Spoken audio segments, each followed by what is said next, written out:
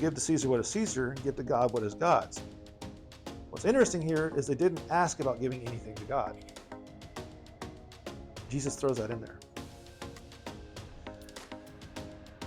How did he define what was Caesar's? It had Caesar's image on it. So you would imply then that whatever's God's has God's image on it. What has God's image on it?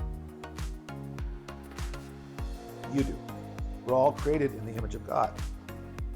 So we need to give ourselves to God.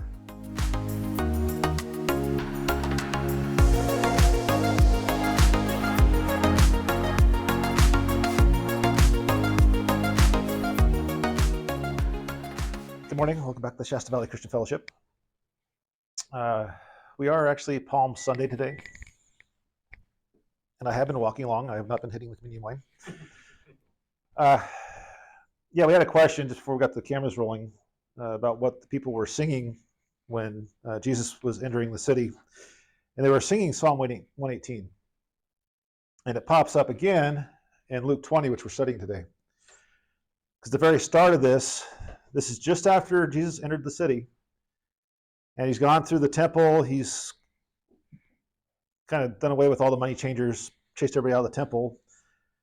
And the religious leaders are going to show up and they're going to say, by what authority are you doing this? And he refers to the psalm because he came into Jerusalem like a king, which in itself was kind of strange to them. And then he cleans out the temple, which again, you can't just, no normal person can just walk into a temple and clean it out. So they're going, by what authority are you doing this? But he refers back to this psalm as well. And I'm sorry I didn't break down Luke 20. I usually have the verses here. I just realized I didn't do that. But the religious leaders, different groups, are going to come to Jesus, and they're going to try and trick him in what he says by several different means. They're going to try and trick him by personal choices, political choices, even questions about the afterlife. We got a pretty big section to cover, so let's go ahead and jump into it. Luke chapter 20. You guys got your Bibles? Hopefully I'm not talking too fast. I had a lot of coffee this morning. Just feeling good. Read that. Yeah. 3. Let's do 1 through 8, and then we'll talk about it. Luke 20, starting in verse 1. One day, as Jesus was teaching the people in the temple courts and proclaiming the good news, the chief priests and the teachers of the law, together with the elders, came up to him. Tell us by what authority you're doing these things, they said. Who gave you this authority? He replied, I'll ask you a question. Tell me, John's baptism, was it from heaven or of human origin? They discussed it among themselves and said, if we say from heaven, he'll ask, why didn't you believe him? But if we say of human origin, all the people will stone us because they are persuaded that John was a prophet. So they answered, we don't know where it was from. Jesus said, neither will I tell you by what authority I am doing these things. One day, he's teaching in the temple. Again, this is the last week of Jesus' life. Which is kind of ironic that we're approaching that right here this coming week for us as well. And theologians are kind of debating over what day this actually is. They're thinking maybe a Tuesday or Wednesday. I'm not sure if it's super important. But we are nearing the end of his ministry. So they ask him, by what authority are you doing this? And they sound like they're trying to create a dialogue. But they're not really wanting to create an honest dialogue with him. Jesus is going to answer them in the next section we read. But first he goes, let me ask you a question. We're going to prove that you're not actually trying to honestly have a dialogue here. You're just trying to be sneaky. He says, so John's baptism, was it from heaven or of human origin? And the Pharisees all believed that it wasn't of heaven. They thought this was all John's made up thing in his head. Yeah, they did not believe. Most of them did not. Again, there were closet Pharisees. They're not all bad. But for the vast majority, and the ones that were in charge, they didn't believe it. But they don't want to say that because all these people around there believe that John was a prophet, and if they say that, they're going to get stoned. Later on, we're going to read about another group of people called the Sadducees. And you don't see this in the Bible, but there was a time one of the Sadducees was leading one of their religious festivals, and he purposefully messed it up. And the people actually took him out and stoned him. That's how much the people were following God, and it was almost more so than like the Sadducees and the Pharisees were. I heard that the Sadducees don't believe in the resurrection, and that's why they're called sad. See? Yep. Very true. So again, they've discussed it. They're like, we can't answer this honestly. We're just not going to answer it. And Jesus goes, well, since you don't want to have honest dialogue, I'm not going to tell you who gave me the power or the authority.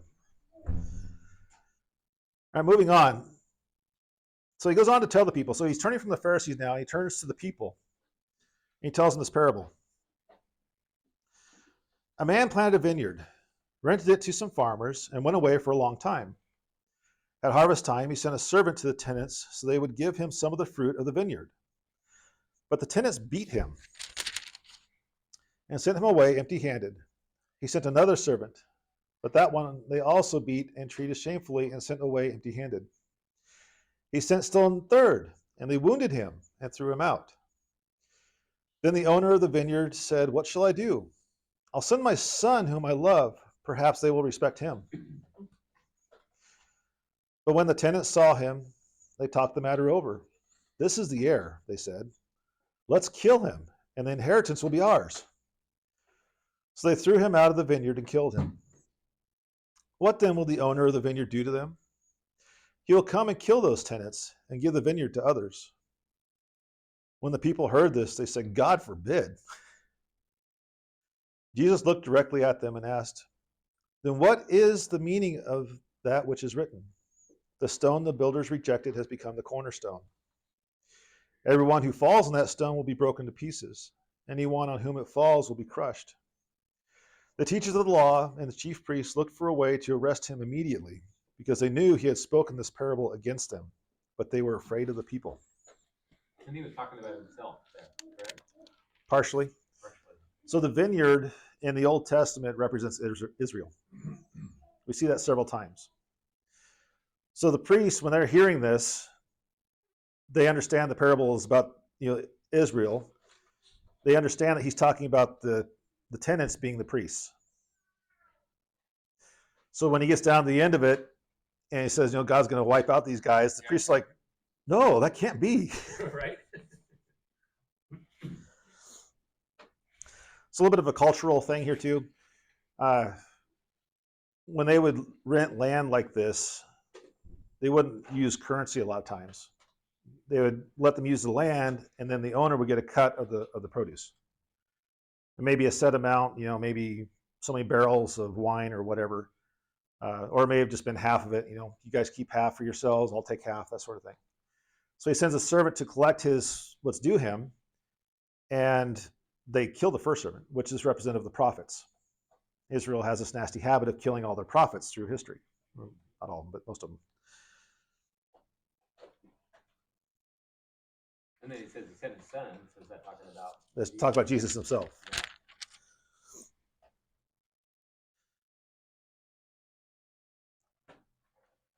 So if you're looking at this, the way the Pharisees were probably seeing this, I think they understand that Jesus was talking about himself being the Son of God. And I think that's part of this whole thing is a shock to them. That's blasphemy to them. Yeah, no, certainly not. God's not going to do that to us. In their eyes, they were good people. They did everything like they were supposed to in their eyes. They were very proudful of the way they kept all the rules.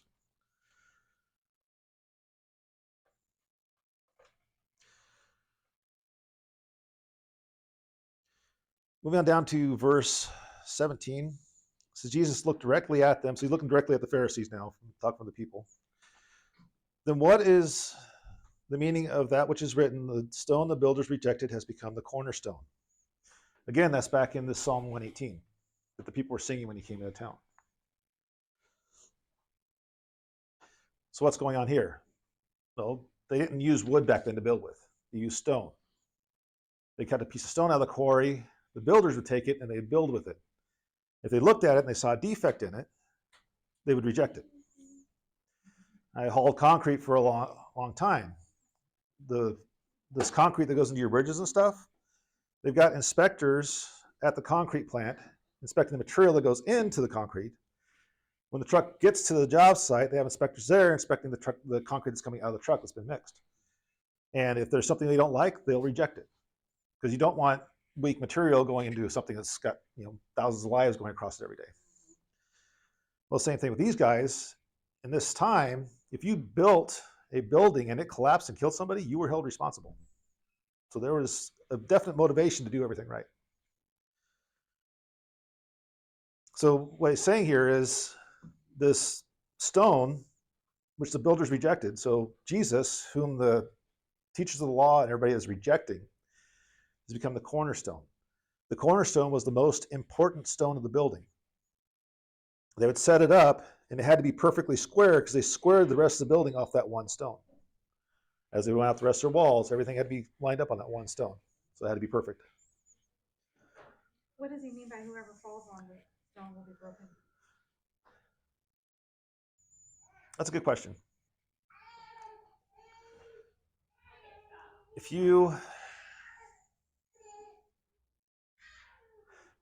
The way I see it is when people come to Christ, a lot of times their old self is crushed. It's broken. They get broken before they come to Christ a lot of times, and then they're healed from it. Do you guys have any other ideas on that? Randy, you got any thoughts? I think it gets more serious in some places that, don't reject him or you will be broken. That's true. Because, yeah, go ahead. Actually, it can be translated, if you fall in the stone, you'll be broken. But if the stone falls on you, you will be ground to powder. Yeah. In other words, you will be destroyed. It's over for you. That's how serious the gospel is. Yeah. And that's my take on it. Yeah, you definitely don't want to take this lightly. There's a black and white decision that has to be made here. You can't walk a middle ground on this. Like where God says, "So you're lukewarm, and I'll spit you out of my mouth." Right. It's hard to live. We live in the world, but we're not supposed to be Of the world. Yeah. So it's hard. Let's go ahead and move on to paying taxes. We're at that time of the year. I think is it the 15th yet? 14th? Everybody's talking about paying taxes? 13th day, yeah. Okay, so we got a couple more days. Yep. Get your taxes paid. So keeping a close watch on him, they sent spies who pretended to be sincere. They hoped to catch Jesus in something he said, so that they might hand him over to the power and authority of the governor. So the spies questioned him, "Teacher, we know that you speak and teach what is right, and that you do not show partiality, but teach the way of God in accordance with the truth. Is it right for us to pay taxes to Caesar or not?" He saw through their duplicity and said to them, "Show me a denarius. Whose image and inscription are on it?" "Caesar's," they replied. He said to them, "Then give back to Caesar what is Caesar's, and to God what is God's." They were unable to trap him in what he had said there in public, and astonished by his answer, they became silent. So they think they've got this clever trap set up for Jesus. They're going to give him a yes or no question. Should we pay taxes or not? If he says, yes, pay your taxes, the people are not going to be happy, because they're looking for this human Messiah that's going to free them from the Roman control. They hated paying taxes to Rome. They were conquered people. It was tribute, and they hated it. So if he says, no, you don't have to pay taxes to Caesar, well, then they go running off to the Roman garrison or whatever and say, hey, you got a troublemaker out here telling everybody they don't have to pay their taxes. So they're hoping to get in trouble that way. They figured it's a ironclad way to get him. So Jesus is out there. They pull up the question. He says, well, show me a denarius. Someone's got one. He pulls up, says, whose inscription's on there? It says Caesar's. Okay. We'll give to Caesar what is Caesar and give to God what is God's. What's interesting here is they didn't ask about giving anything to God. Jesus throws that in there. How did he define what was Caesar's? It had a picture of Caesar on it. It had Caesar's image on it. So you would imply then that whatever is God's has God's image on it. What has God's image on it? You do. We're all created in the image of God. So we need to give ourselves to God. So anyway, they're like totally blown away by this. I was listening to a sermon on the way in, and this guy goes, you see the wisdom of Jesus Christ and all this, right? It's better than the best wisdom they had at their time. Why are we relying on our own wisdom so much when we can rely on God's? We can just go to God in prayer whenever we have a tough decision or even an easy decision. We should be asking God about it first. There's several times in the Old Testament, I'm thinking of Israel going to Ai right now. And we're going to go up against this town called Ai. And this town's not too big. It's no problem. We'll just go up there and wipe it out. Well, they go up there and they get routed. And come to find out, it's because they didn't ask God first. If they had asked God about it first, he would have dealt with something before they went up there and lost a bunch of their people. So the same thing with us. Even though we can do something, doesn't mean we should. We should always ask God about it first.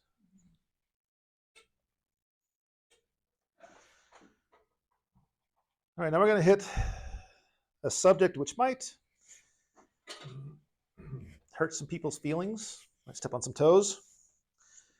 It's about the resurrection and marriage. Some of the Sadducees, who say there is no resurrection, came to Jesus with a question. Teachers, they said, Moses wrote for us that if a man's brother dies and leaves a wife with no children, the man must marry the widow and raise up offspring for his brother. Now there were 7 brothers. The first one married a woman and died childless. The second and then the third married her. In the same way, the 7 died, leaving no children. Finally, the woman died too. Now then, at the resurrection, whose wife will she be, since the 7 were married to her? Jesus replied, the people of this age marry and are given in marriage, but those who are considered worthy of taking part in the age to come are in the resurrection. But those who are considered worthy of taking part in the age to come and in the resurrection from the dead will neither marry nor be given in marriage. And they can no longer die, for they are like the angels. They are God's children, since they are children of the resurrection. But in the account of the burning bush, even Moses showed that the dead rise, for he calls the Lord the God of Abraham, the God of Isaac, and the God of Jacob. He is not the God of the dead, but of the living. For to him all are alive. Some of the teachers of the law responded, well said, teacher. And no one dared ask him any more questions.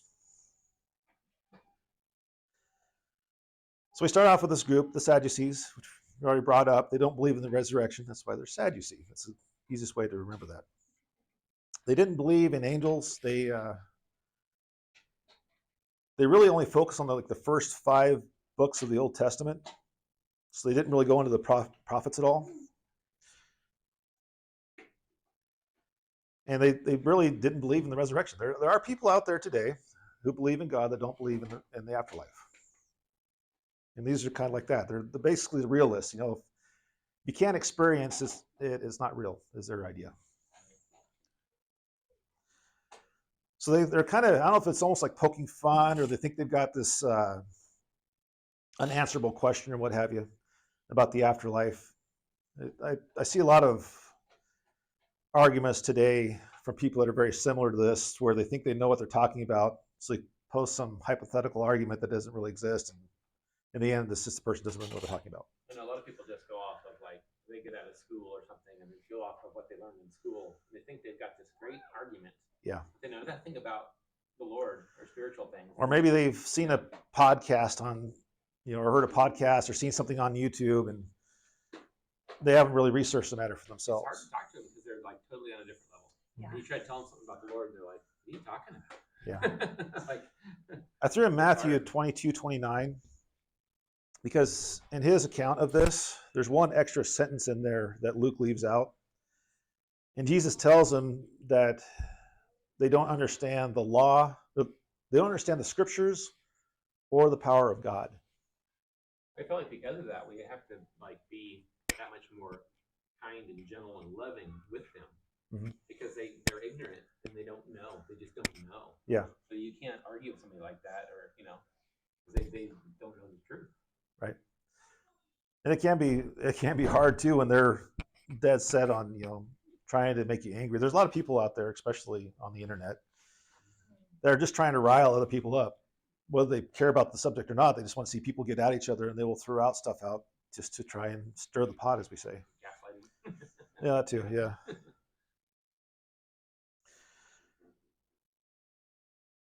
Another thought on this too.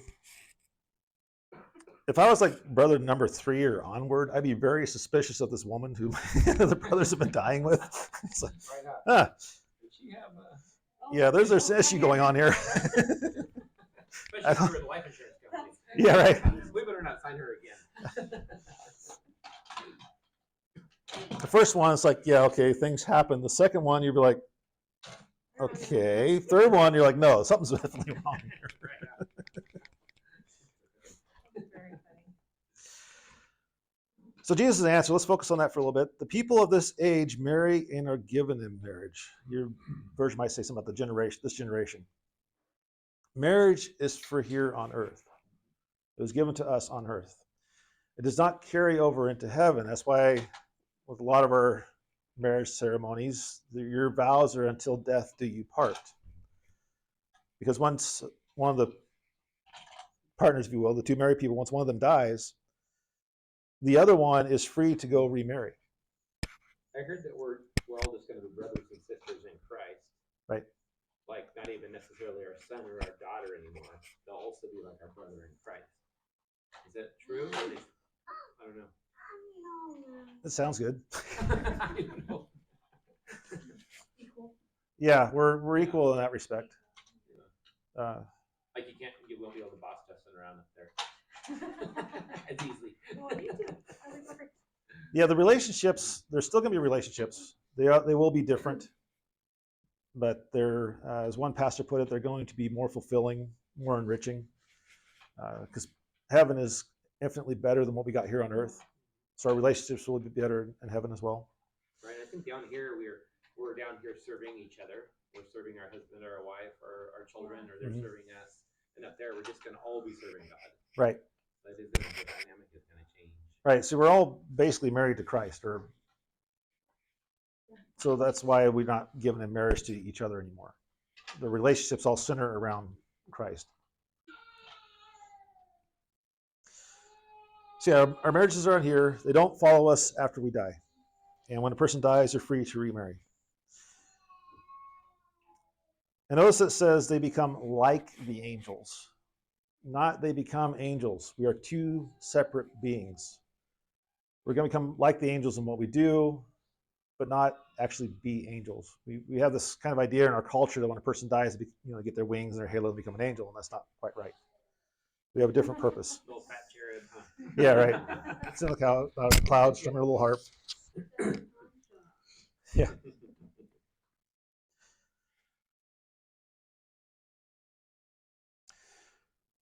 Let's go and move on down to verse 41. Or sorry, 41.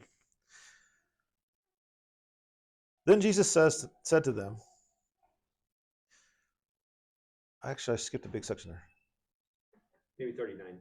No, I'm sorry, guys. I do need to back up. Verse 37. So the Sadducees don't believe in the resurrection, and Jesus is actually going to hit on this with this section from Moses, because they do believe the books that Moses wrote. So he's saying, even from the own scriptures that you guys are following, that you're believing in, Moses' account of the burning bush. You guys remember Moses out in the desert? He sees a bush that won't burn up. He goes over to it. God says, take off your sandals. You're standing on holy ground. God refers to himself. He says, I am the God of Abraham, the God of Isaac, the God of Jacob. And Jesus is pointing out here, he didn't say, I was the God of, as if they had died. But he is the God of, meaning they are currently still alive. And to this day, they're still alive in heaven. Everyone who's died is still alive somewhere. I could really tell when my dad passed away that as soon as he died, that was just a shell that he was in. Right. That wasn't really who he was. I could just tell that there's more, there's more to it than just these bodies. It is interesting. I've seen, not to get too morbid, but I have seen a few people die. And yeah, it's once the life is gone, it's basically an empty shell that's there. The person that was there is gone now.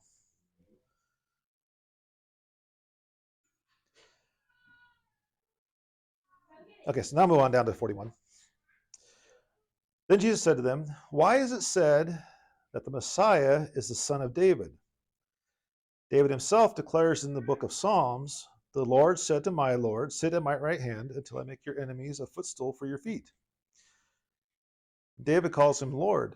How then can he be called his son?" So again, these Jewish people, they're looking for an earthly Messiah to free them from the Roman Empire.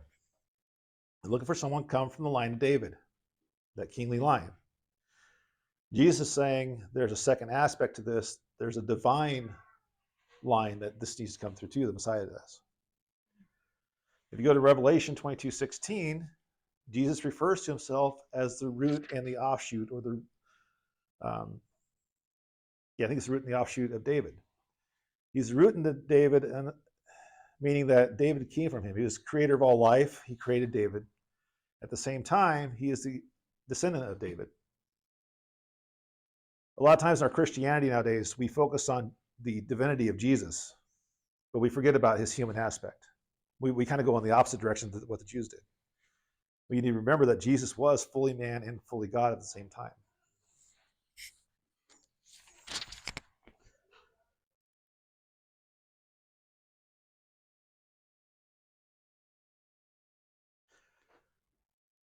I'm going to finish this up with starting at verse 45. While all the people were listening, Jesus said to his disciples, "Beware of the teachers of the law. They like to walk around in flowing robes and love to be greeted with respect in the marketplaces and have the most important seats in the synagogues and the places of honor at banquets. They devour widows' houses and, for a show, make lengthy prayers. These men will be punished most severely."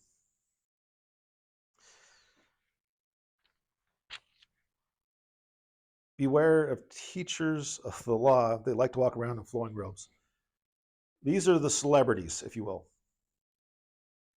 In our modern day, this would be someone who's basically putting on a show and making it look religious.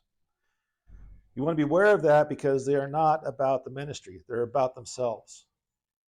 They're either doing it to make money, get more power, prestige, draw people to them. There's a lot of different reasons they do it, but they're not about serving God. They're not about pointing people to Jesus, not about sharing, the Holy Spirit.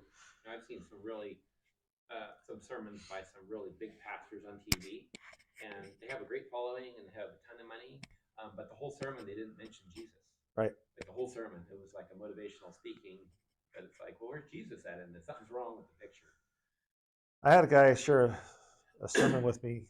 I can't remember the pastor's name now, but he was obviously one of these health and wealth pastors. And he literally was telling people that if they sent him money, they'd be blessed. I mean, like, he was talking about sending him not just like a few dollars, we're talking like thousands and tens of thousands of dollars. And it's like, there's something wrong here. Yeah. I'm not saying that these people wouldn't be blessed, but this pastor was not really in it for God. They were in it for themselves. Yeah. Some of them seem like they're really off track, but if they are mentioning the Lord, it almost seems like the story in the Bible where, the disciples were like, oh, they're going and they're doing things apart from us. But it seemed like Jesus said, well,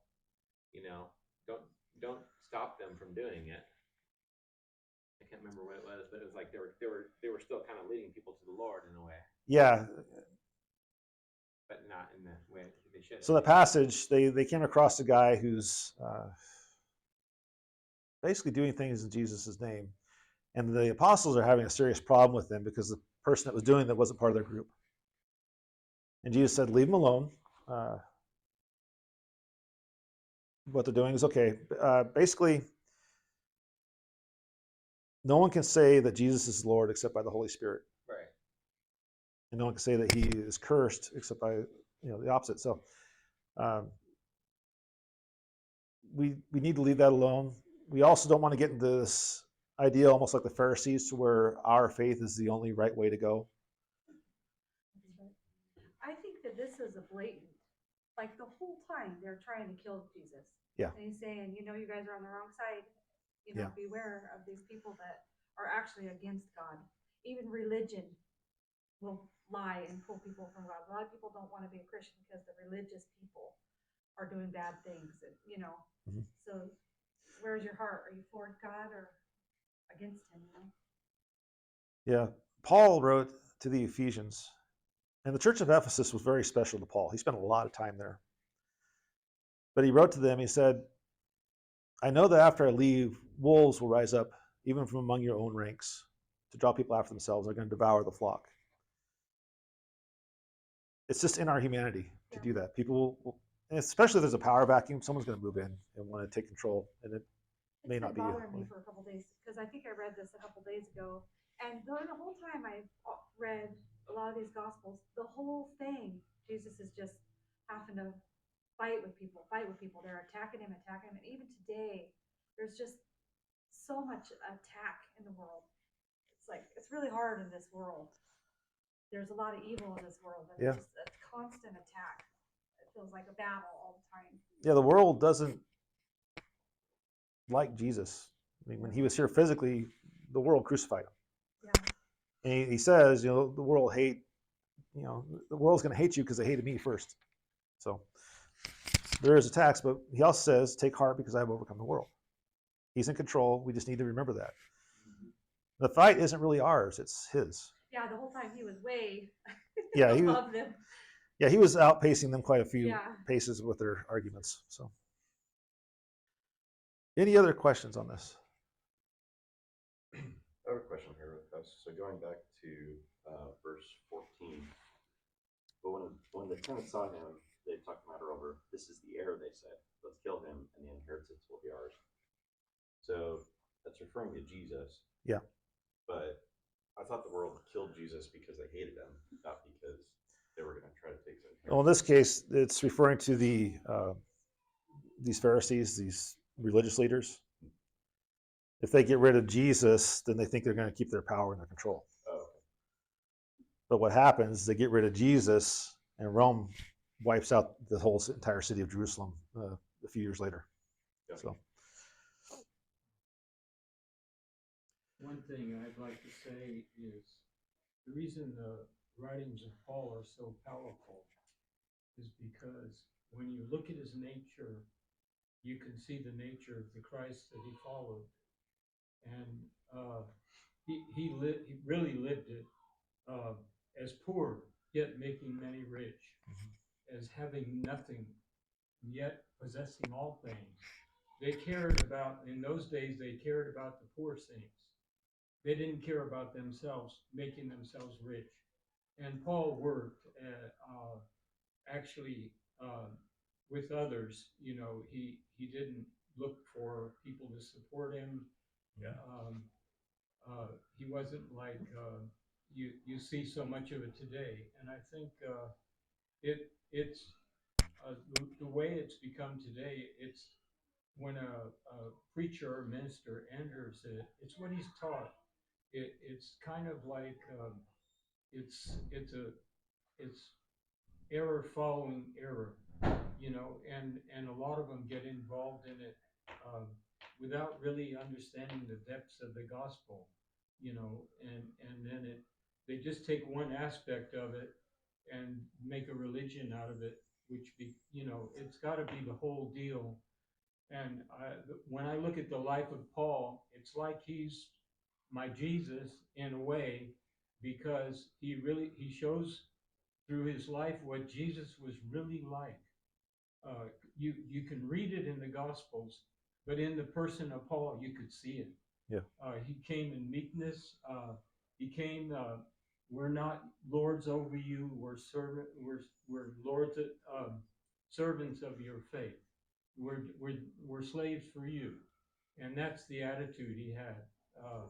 And it's rare to see it in any preachers today, but it was the real deal, and that's why the gospel and the writings of Paul are so powerful. You can't ever exhaust them. The meaning of them, they're just those words are so very powerful. You know, that's what I'd like to say about that. Yeah, I think Paul himself said he's learned the secret to be content with a lot or a little. Yes. I'm paraphrasing that, but Yeah. yeah. Was he the doctor? No, Luke, the one that wrote Oh. this, was the physician. Paul was actually the line of the Pharisees. He was his teacher, his rabbi was named Gamaliel, and he is in the Chronicles of History. Gamaliel was like the best rabbi of all time, and Paul was his best student. And one of Gamaliel's comments about Paul is he couldn't find enough books for Paul to read. So Paul really understood the scriptures. Was this Paul Saul? Yeah. So that's kind of like the Sadducees here. Paul was very grounded in the scriptures, but he was misguided, kind of like what he's saying, when you're brought up with a certain way. It took God literally knocking him off his high horse and getting his attention to draw him to Christ. Because Paul thought he was doing everything he was supposed to be doing by going out and persecuting Christians. It wasn't until God said, hey, you're not doing this right, that he actually turned himself around. And he is very, I don't want to say responsible, but he has a large part in our modern church, because it was Paul that went out to the Gentiles, where most of the rest of the apostles stayed with the Jewish people. Right. There's nothing else. We'll say bye, YouTube.